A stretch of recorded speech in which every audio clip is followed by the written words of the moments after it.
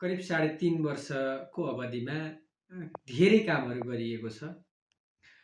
यद्यपि यी कामहरूबाट सबै नागरिकहरू सन्तुष्ट चाहिँ छैनन्। साँचो नै बोल्नुपर्छ, अहिले ढाँटेर हुनेवाला पनि छैन र ढाँट्नु पनि हुँदैन। हामीले मिश्रित प्रकृतिको प्रतिक्रियाहरू चाहिँ नागरिकहरूबाट आउने गर्दछ।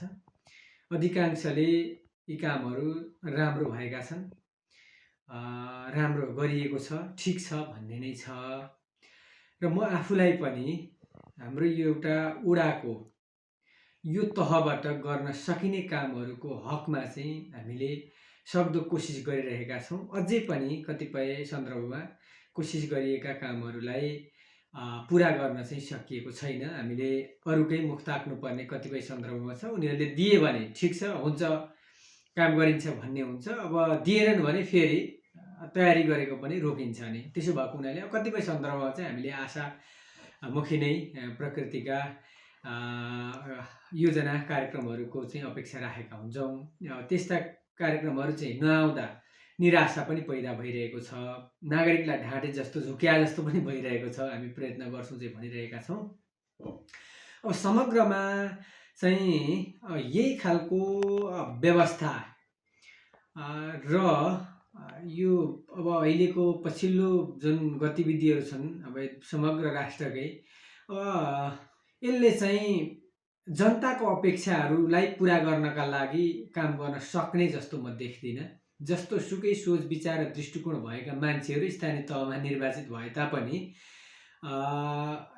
केन्द्रीय र प्रादेशिक राजनीतिको अस्थिरताका कारणले गर्दा, अकर्मण्यताका कारणले गर्दाखेरि स्थानीय परिवेशलाई पनि स्वभावैले खलबल्याउने चाहिँ देखिएको छ। जसले गर्दाखेरि हामीले हाम्रा आफ्ना इच्छा आकाङ्क्षाहरू अर्थात् हाम्रा आफ्ना योजना र कार्यक्रमहरूलाई जस्ताको तस्तै नागरिकको तहमा पुर्याउन सक्ने परिस्थिति चाहिँ हुँदैन रहेछ। करिब वडामा आउने बजेट करिब 50-55 लाखको हाराहारीमा हुन्छ समग्रमा सबै गरेर। यसबाट धेरै योजनाहरू जनताकै सहभागितामा हामीले चाहिँ छनौट गर्छौँ। राजनीतिक दलहरू, यहाँका समाजका अगुवाहरू सबैको उपस्थितिमा हामीले उहाँहरूको राय, सुझाव, सल्लाह र निर्देशन बमोजिम नै हामीले सकेसम्म योजनाहरू छनौट गरेका छौँ र नागरिक तहमा पुर्याउने कोसिस गरेका छौँ। यद्यपि जनताहरूको गुनासो चाहिँ रहि नै रहँदो रहेछ।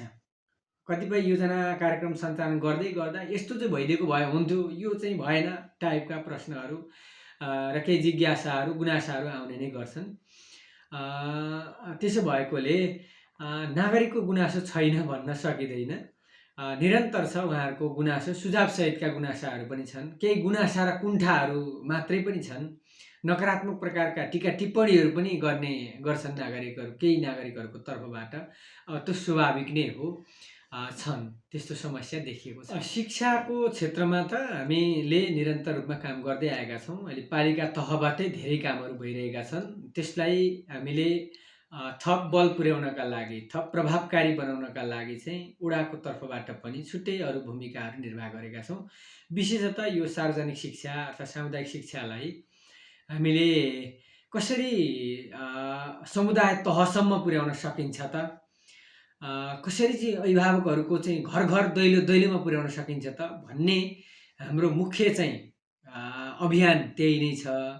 त्यसलाई प्रभावकारी बनाउने उद्देश्यले हामीले निरन्तर अभिभावक, विद्यार्थी र केही जनप्रतिनिधिहरू सँगसँगै राजनीतिक दलहरू, समाजका अगुवाहरू सबैसँग छलफल गर्ने र अझै बढी प्रभावकारी कार्यान्वयनमा जोड दिने गरी हामीले काम गरेका छौँ। केही बजेटको व्यवस्था पनि गरेका छौँ, केही अभियानका रूपमा पनि अगाडि सारेका छौँ, केही अन्य सहयोगका अभियानहरू पनि हामीले सञ्चालन गरेका छौँ। तपाईँले पनि थाहा पाउनुभयो, केही समय अगाडि मात्रै हामीले देउसी भैलो सांस्कृतिक साँझको कार्यक्रम राखेर चाहिँ करिब 5.5 लाखको हाराहारीमा रकम हामीले जुटाएका छौँ।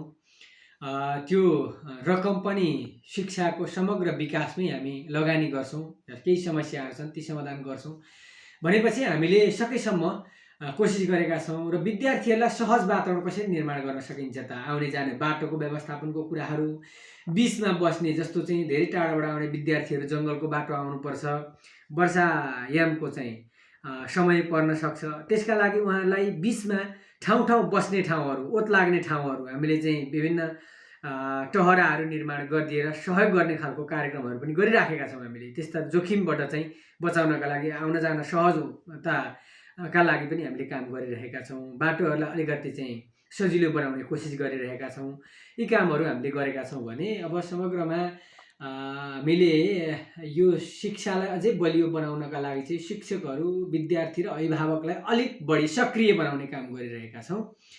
मूलत हाम्रो सिक्रेटारमा रहेका जति पनि शिक्षकहरू हुनुहुन्छ, अन्य ठाउँमा जस्तो अब हाम्रो अलि विवाद चाहिँ कम हुने गर्दछ बिचमा, त्यसले पनि हामीलाई सहयोग पुर्याइराखेको छ। यी कुराहरूमा पनि हामीले जोड गरेका छौँ। अब अलिक बढी अभिभावकहरूको चासो पनि छ, त्यसमा पनि हामीले विशेष पहल गरिरहेका छौँ।